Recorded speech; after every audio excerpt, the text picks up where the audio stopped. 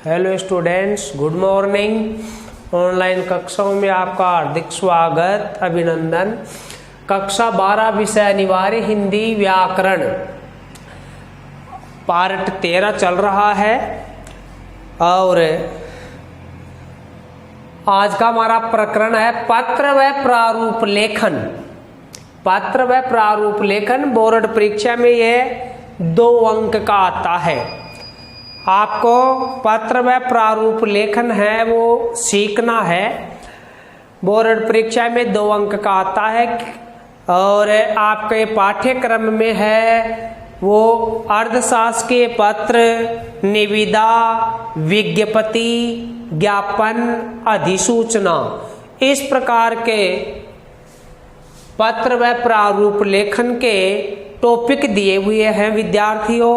हमें इन सभी के बारे में है वो विस्तार से जानेंगे कि अर्धशासकीय पत्र किस प्रकार लिखे जाते हैं, कौन किसको किस प्रकार से लिखता है, और निविदा क्या होती है, निविदा कैसे लिखी जाए और बढ़िया तरीके से कैसे इसको लिखे, ये हम सीखेंगे।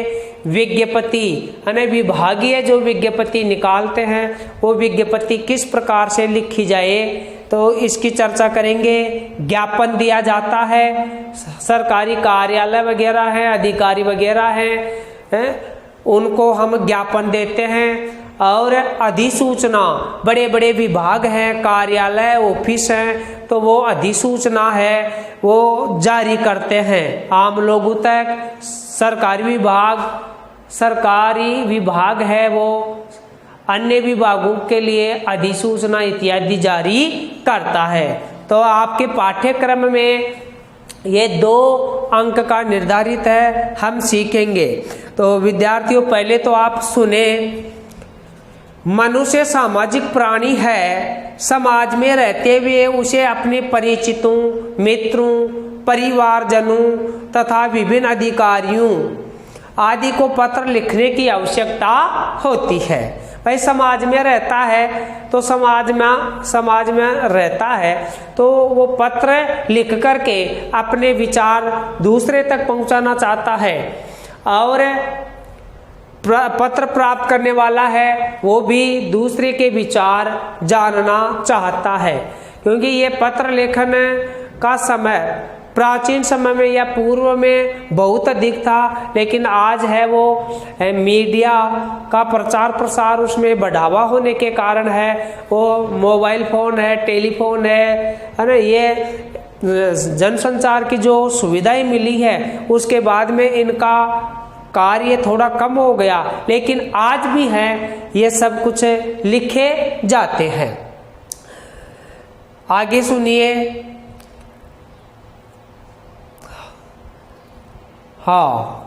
यद्यपि वर्तमान काल में दूरसंचार के अनेक साधन हो गए हैं, वह आजकल है वो दूरसंचार के बहुत सारे साधन हो गए हैं। मोबाइल, टेलीफोन, ईमेल, इंटरनेट आदि इलेक्ट्रॉनिक साधनों से सूचनाओं एवं संवादों का आदान प्रदान बड़ी सरलता से किया जाता है। फिर भी पत्रों का अपना अलग महत्व आज भी बना हुआ है।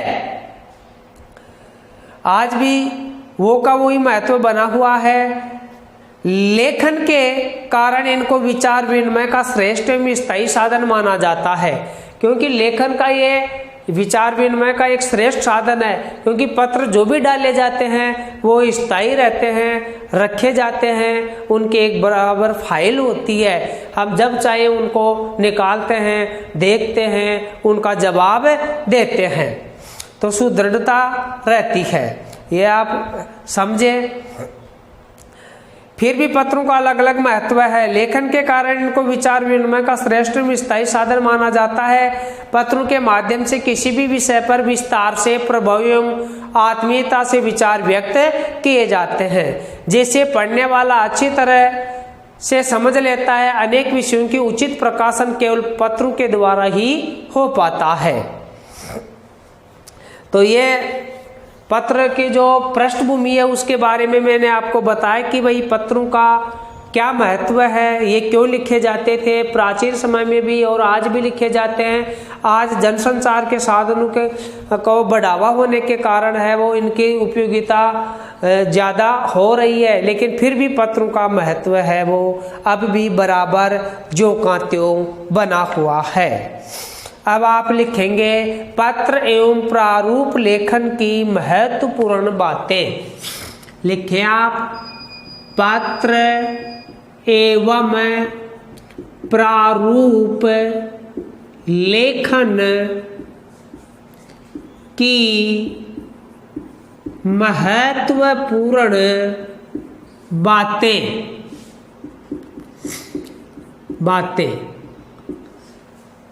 यह हेडिंग डाले पत्र एवं प्रारूप लेखन की महत्वपूर्ण बातें। कि आप पत्र या प्रारूप, जो भी प्रारूप किसी भी अर्थशास्त्र के पत्र, निविदा, विज्ञप्ति, ज्ञापन, अधिसूचना का आप लिख रहे हैं तो उनको लिखने से पूर्व महत्वपूर्ण बातें हैं, उन बातों को ध्यान में रखते हुए ही आपको पत्र एवं प्रारूप लेखन की रचना करनी चाहिए। तो वे महत्वपूर्ण कौन कौन सी बातें हैं? नंबर 1 लिखें संक्षिप्तता। नंबर 1 लगा करके लिखे संक्षिप्तता।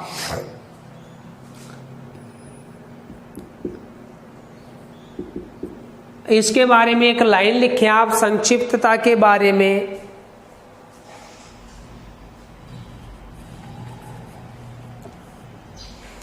पत्र लेखन में अनावश्यक विस्तार नहीं करना चाहिए। कथ्य को स्पष्ट एवं संक्षेप में लिखना उचित रहता है। कथ्य को संक्षेप में एवं स्पष्ट लिखना उचित रहता है। आप पत्र प्रारूप लिख रहे हैं तो उसमें वही बातें लिखे जिन बातों के संदर्भ में आप पत्र लिख रहे हैं, प्रारूप बना रहे हैं, उसी से संबंधित बिल्कुल संक्षिप्त बातें लिखे। जो पत्र का जो हम लिखने का जो हमारा उद्देश्य है ना, उस उद्देश्य के अंतर्गत आने वाली बातें ही लिखनी चाहिए। नंबर 2 लिखे सुस्पष्टता। नंबर 2 सुस्पष्टता। आप प्रारूप लेखन लिख रहे हैं तो सुस्पष्टता लिखे। इसके संदर्भ में एक लाइन लिखे पत्र में जो भी बात या विषय लिखा जाए, पत्र में जो भी बात या विषय लिखा जाए वो सुस्पष्ट विचारात्मकता से परिपूर्ण होना चाहिए और सभी बातों को बिंदुवार व क्रम से लिखना चाहिए। बिंदुवार व क्रम से लिखना चाहिए। पहले जो बात लिखनी चाहिए वो पहली पंक्ति आनी चाहिए, अंतिम बात है तो अंतिम की जगह ही होनी चाहिए। नंबर 3 लिखो सरलता। सरलता। इसके बारे में एक लाइन लिखो पत्र की भाषा सरल, सुबोध और स्पष्ट होनी चाहिए।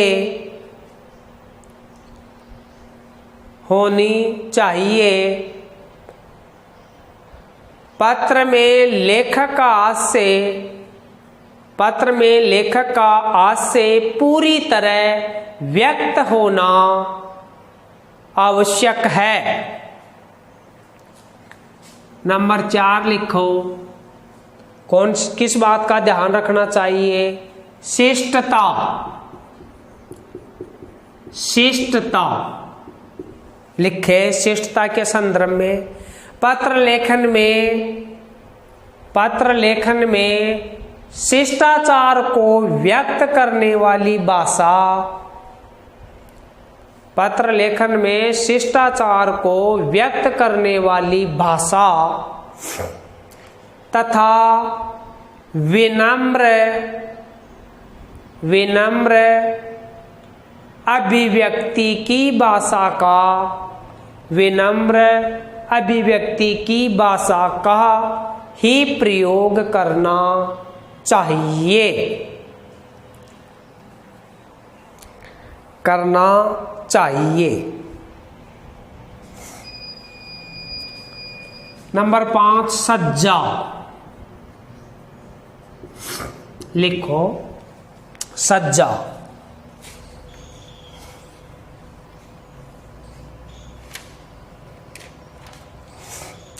पत्र को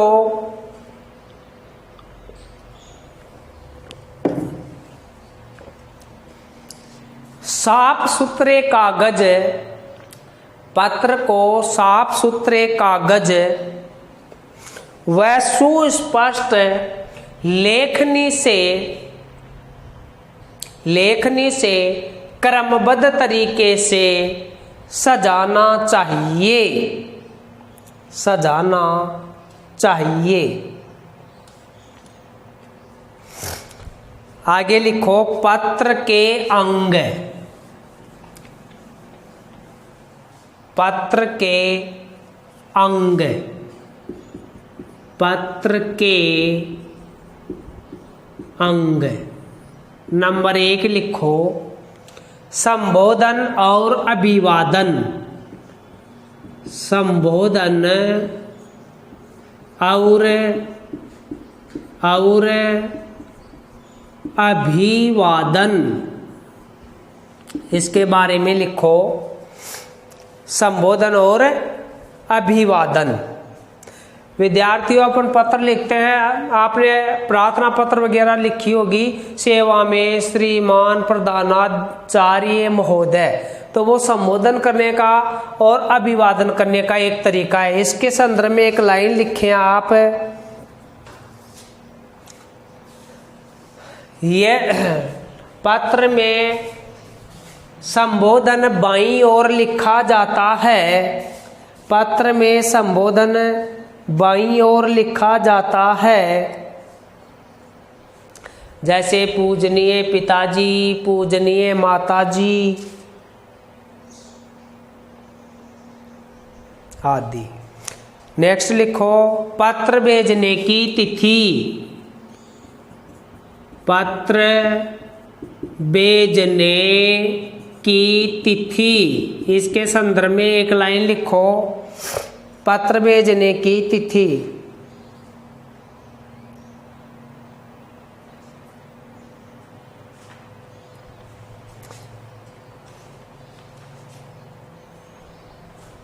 जो विद्यार्थियों अनौपचारिक पत्र होते हैं ना, उनमें इस साइड में दिनांक वगैरह लिखी जाती है ना। हाँ, लिखो इसके संदर्भ में अनौपचारिक पत्रों में पत्र भेजने वाले के पते के नीचे दिनांक, महीना और सन लिखा जाता है। औपचारिक पत्रों में दिनांक सबसे नीचे लिखा जाता है। नंबर 3 लिखे पत्र की विषय सामग्री, पत्र की विषय सामग्री, पत्र की विषय सामग्री। इसके बारे में एक लाइन लिखे पत्र की विषय सामग्री। लिखो इसके संदर्भ में पत्र के मुख्य भाग में, पत्र के मुख्य भाग में जो भी शिकायत, अनुमति, आज्ञा, आवेदन जो कुछ हो लिखा जाना चाहिए।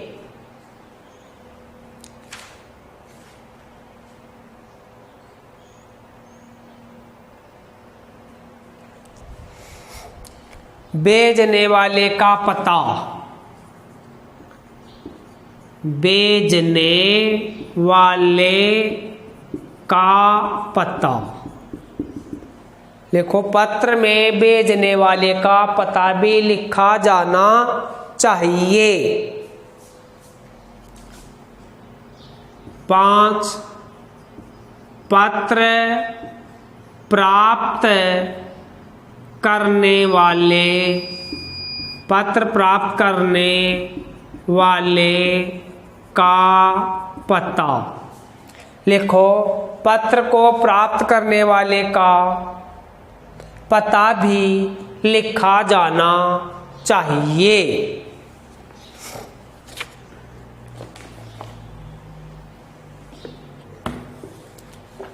अब आगे बात करेंगे पत्रों के प्रकार। पत्रों के प्रकार।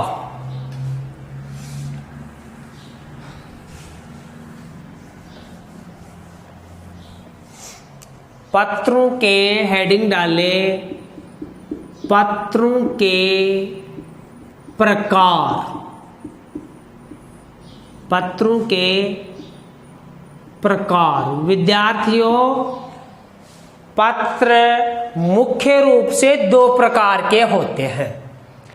पत्र मुख्य रूप से 2 प्रकार के होते हैं। औपचारिक पत्र नंबर 1 तो होता है कौन सा? औपचारिक। औपचारिक आप भी लिखेंगे कॉपी में। पत्रों के प्रकार, औपचारिक पत्र। और दूसरा है अनौपचारिक पत्र। अनौपचारिक पत्र। पत्र मुख्य 2 प्रकार के होते हैं, औपचारिक पत्र और अनौपचारिक पत्र। ठीक है विद्यार्थियों, अब मैं थोड़ा सा औपचारिक पत्र, अनौपचारिक पत्र इनके बारे में आपको समझा दूं, फिर लिखवाऊं। विद्यार्थियों, औपचारिक पत्र ऐसे पत्र जो कार्यालयों तथा व्यवसाय में लिखे जाते हैं। औपचारिक पत्र हैं वो कार्यालय व्यवसाय में लिखे जाते हैं। इनके अंतर्गत है प्रार्थना पत्र, आवेदन पत्र, किसी अधिकारी को पत्र या सार्वजनिक सूचना से संबंधित पत्र आते हैं। विद्यार्थियों, आपको यह ध्यान होना चाहिए, पत्रों के प्रकार 2 प्रकार के, औपचारिक पत्र, अनौपचारिक पत्र। ठीक है, तो औपचारिक पत्रों के अंतर्गत हम जितने भी पत्र आप यहाँ सीख रहे हैं, आपके काम में आने वाले हैं, वो औपचारिक पत्र हैं। इसमें प्रार्थना पत्र भी आ गई, शिकायती पत्र भी आ गया, कार्यालयी पत्र भी आ गया, अर्धशासकीय भी आ गया, निविदा, विज्ञप्ति, ज्ञापन, ये सब कुछ औपचारिक पत्र के अंतर्गत आ जाता है। अनौपचारिक पत्र तो अपने से संबंधित होते हैं, जिसमें माता पिता है, रिश्तेदार है, मित्र है ना, सहेली है, सखा है, इनके लिए कैसे पत्र लिखे जाते हैं? अनौपचारिक पत्र। तो विद्यार्थियों, समझ में आया आपके कि पत्र कितने प्रकार के होते हैं? 2 प्रकार के, औपचारिक पत्र, अनौपचारिक पत्र। अब आप नंबर 1 लगा करके लिखे, एक लाइन लिखेंगे, औपचारिक पत्र कौन से होते हैं, किस प्रकार के होते हैं। लिखो, ऐसे पत्र, इसके बारे में लिखो, ऐसे पत्र कार्यालयों तथा व्यवसाय में लिखे जाते हैं। ऐसे पत्र कार्यालयों तथा व्यवसाय में लिखे जाते हैं। इसके अंतर्गत प्रार्थना पत्र, आवेदन पत्र, किसी अधिकारी को पत्र, सार्वजनिक सूचना आदि से संबंधित पत्र आदि आते हैं। अब नंबर 2 लगा करके लिखो, अनौपचारिक पत्र। लिखो, इसमें परिवार के सदस्यों,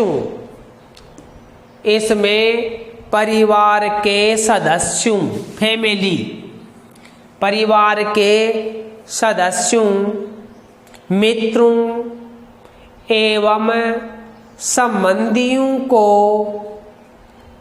संबंधियों को लिखे जाने वाले व्यक्तिगत पत्र आते हैं। व्यक्तिगत पत्र आते हैं। ठीक है विद्यार्थियों, अब आप कार्यालय पत्र के बारे में सुनेंगे थोड़ा सा। कार्यालय पत्र सुनना है आपको। कार्यालय पत्र है ना, जो आपकी सिलेबस के अकॉर्डिंग चलेंगे अपन। जो पत्र एक कार्यालय से दूसरे कार्यालय में अथवा दो राज्य सरकारों के बीच, विदेशी सरकारों के बीच, सरकारी गैर सरकारी संगठनों और संस्थाओं के बीच जनसाधारण के साथ संबंध स्थापना हेतु परस्पर प्रेषित किए जाते हैं, उन्हें कार्यालय पत्र कहते हैं। कार्यालय से हमारा आज से किसी सरकारी, अर्ध सरकारी मतलब सरकार के नियम काज चलता हो, स्वामित्व निजी हो, वो अर्ध सरकारी या गैर सरकारी उस स्थान विशेष से है जहां से प्रशासनिक व्यवस्था संचालित की जाती है। जहां से प्रशासनिक व्यवस्था संचालित की जाती है वह कार्यालय होता है। इसलिए इन्हें शासकीय या प्रशासकीय पत्र भी कहा जाता है। कार्यालय पत्रों को शासकीय या प्रशासकीय पत्र भी कहा जाता है। कार्य के कम या अधिक होने पर इनका आकार छोटा बड़ा या दोनों प्रकार का हो सकता है। अब आप हेडिंग डालें, कार्यालय पत्रों की संरचना में ध्यान देने योग्य बिंदु।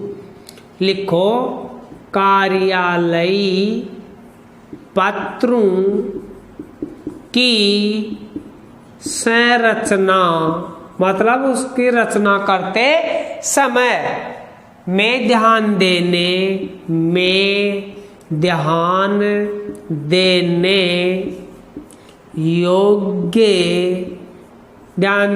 योग्य बातें नंबर 1 लगा करके लिखेंगे। कार्यालय पत्रों की संरचना में ध्यान देने योग्य बातें नंबर 1 लगा के लिखो। कार्यालय या सरकारी पत्र औपचारिक पत्र की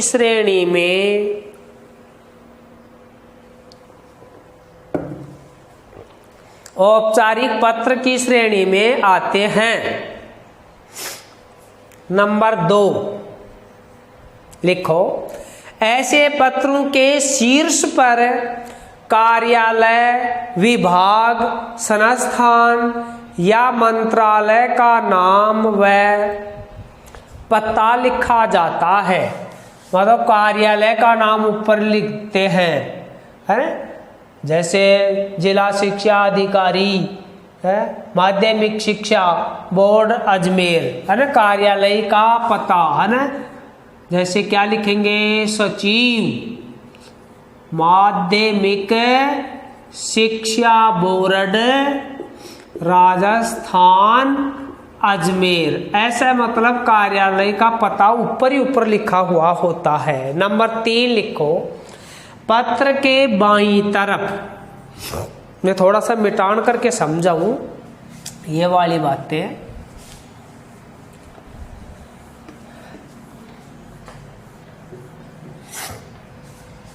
लिखे नंबर 3 में, पत्र के बाईं तरफ फाइल संख्या लिखी जाती है जिससे स्पष्ट हो सके कि पत्र किस विभाग या अधिकारी द्वारा किस विषय के तहत लिखा जा रहा है।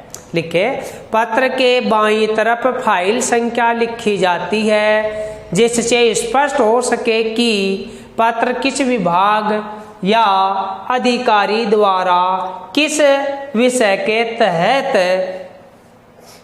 लिखा जा रहा है। मतलब फाइल संख्या ऐसे लिखते हैं, क्या पत्रांक 140/249 मासी बोर्ड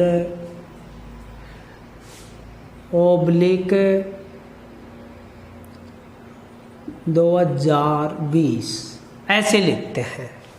ये बायां भाग हो गया। कौन सा भाग? बायां भाग। नंबर 4 लिखो, पत्र जिसे लिखा जाता है उसका नाम, पद, पता आदि बाईं तरफ लिखा जाता है। मतलब यहाँ जो जिसको भेजेंगे उसका पता लिखा जाएगा। जैसे जिला शिक्षा अधिकारी को भेज रहे हैं तो क्या लिखेंगे? जिला शिक्षा अधिकारी, जिला शिक्षा अधिकारी माध्यमिक, जिला शिक्षा अधिकारी माध्यमिक जिला सीकर। ठीक है ना?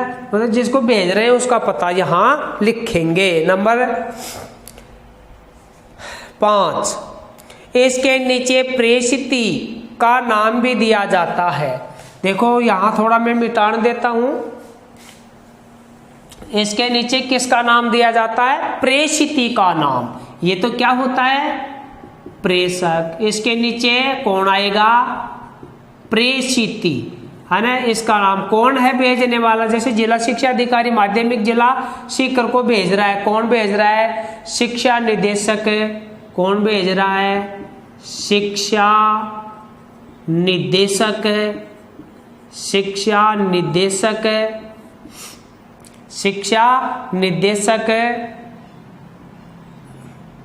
बीकानेर। ठीक है।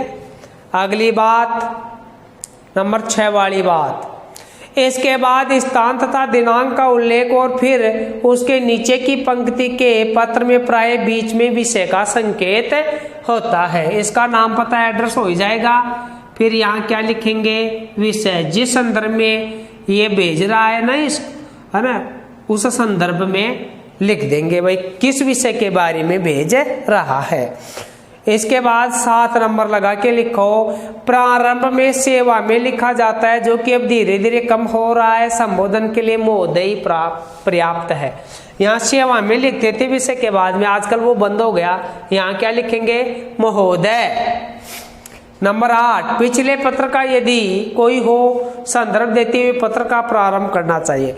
अगर महोदय लिखने के बाद में विद्यार्थियों अगर ये पहले पत्र व्यवहार किया हुआ है तो उसके संदर्भ में लिखेंगे कि आपके कार्यालय द्वारा पहले भी पत्र डाला गया था लेकिन हमने कार्रवाई नहीं की। जो कुछ भी है डाला गया है तो लिखेंगे, नहीं है तो कोई दिक्कत नहीं। जो समस्या है वैसी जो कारण है उसके अनुसार लिखेंगे। नंबर 9, प्रतिपाद्य विषय को अनुच्छेद में विभक्त कर लिखा जाता है। हम पत्र के अनुच्छेद बनाएंगे, 1 या 2 अनुच्छेद बनाएंगे अपनी बात लिखने के लिए, या 3 अनुच्छेद बनाएंगे। अगर एक जगह निबंध की तरह लिख देंगे ना तो फिर हमारा पत्र प्रभावशाली नहीं बन पाएगा। अगली बात 10 नंबर लगा के लिखो, पत्र में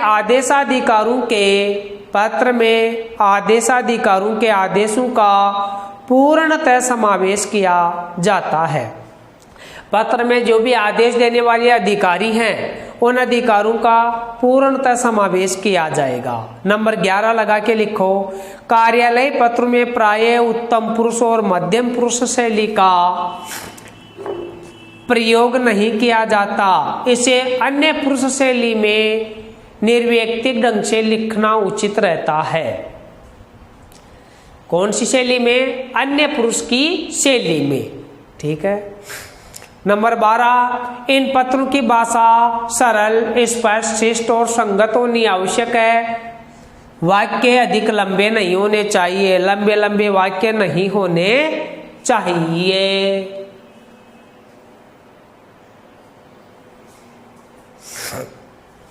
अगली बात, पत्र के समापन पर दाईं ओर बहुदीय लिखकर प्रेषक के हस्ताक्षर होते हैं। पत्र के समापन पर दाईं ओर बहुदीय लिखकर, है ना, ये दायां भाग, इधर क्या लिखेंगे? बहुदीय। फिर क्या हो जाएंगे? हस्ताक्षर हो जाएंगे। जो भी कार्यालय लिखने वाला है उस कार्यालय का नाम आ जाएगा। किसका नाम आ जाएगा? कार्यालय का नाम, पता, उसके हस्ताक्षर हो जाएंगे। ठीक है। हाँ।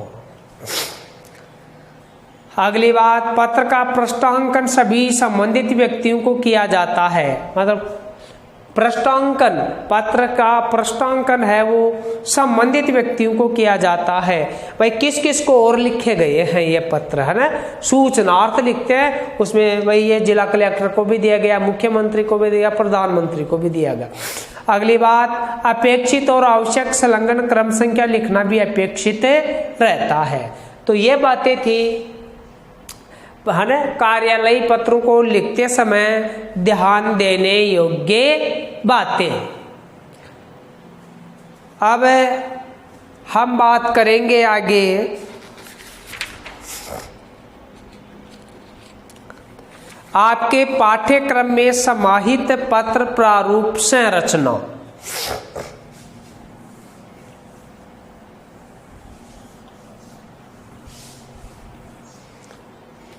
हाँ, पाठ्यक्रम में समाहित पत्र प्रारूप संरचना।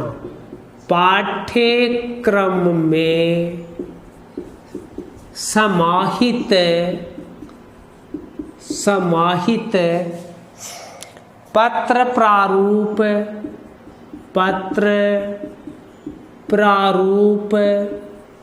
संरचना। कहने का मतलब यह है कि आपके पाठ्यक्रम में माध्यमिक शिक्षा बोर्ड का 12वीं का जो पाठ्यक्रम है उसके अंतर्गत आपके कौन कौन से, है ना, पत्र शामिल किए गए हैं। उनमें नंबर 1 लिखो, अर्धशासकीय पत्र। आपको ये पढ़ना है, ये लिखना आना चाहिए, अर्धशासकीय पत्र। नंबर 2 लिखो आप, निविदा।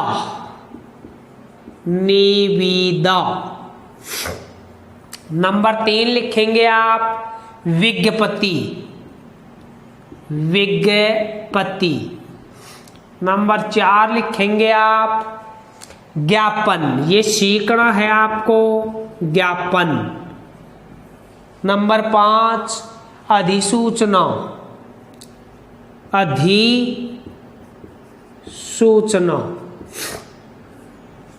अब की बार बोर्ड परीक्षा में यह अधिसूचना वाला ही प्रश्न आया था। और नंबर 6, आपको अन्य, इनके अलावा भी और सीखना है।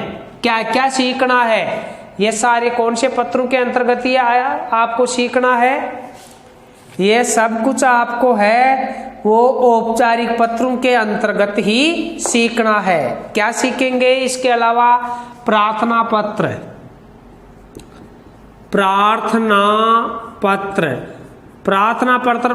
प्रधानाचार्य को दिया जाएगा, वो भी प्रार्थना पत्र है। जिला कलेक्टर को भी दिया जाता है और अन्य बड़े अधिकारियों को, पुलिस विभाग वगैरह बहुत सारी जगह लिखा जाता है। इसके अलावा आवेदन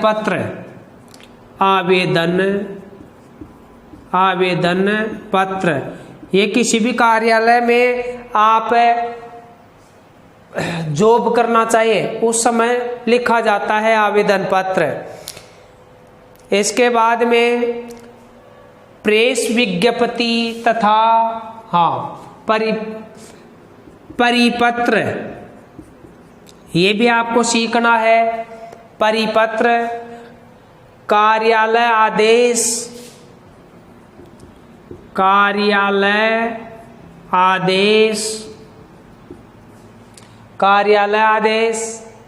अनुस्मारक या स्मारण, स्मारक या स्मरण पत्र, है ना, याद दिलाने वाला। विज्ञापन,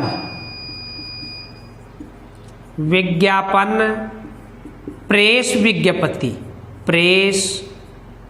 विज्ञप्ति, ये और सीखने हैं। तो विद्यार्थियों, ये सब कुछ आपको 2 नंबर प्राप्त करने के लिए ये बातें सीखनी है। ज़्यादा कठिन और हार्ड वाली बात नहीं है। मैं एक एक के बारे में आपको वही लिखना, किस प्रकार से लिखना चाहिए, प्रश्न लिख करके हम इनको हल करके सीखेंगे। थैंक्स यू, धन्यवाद।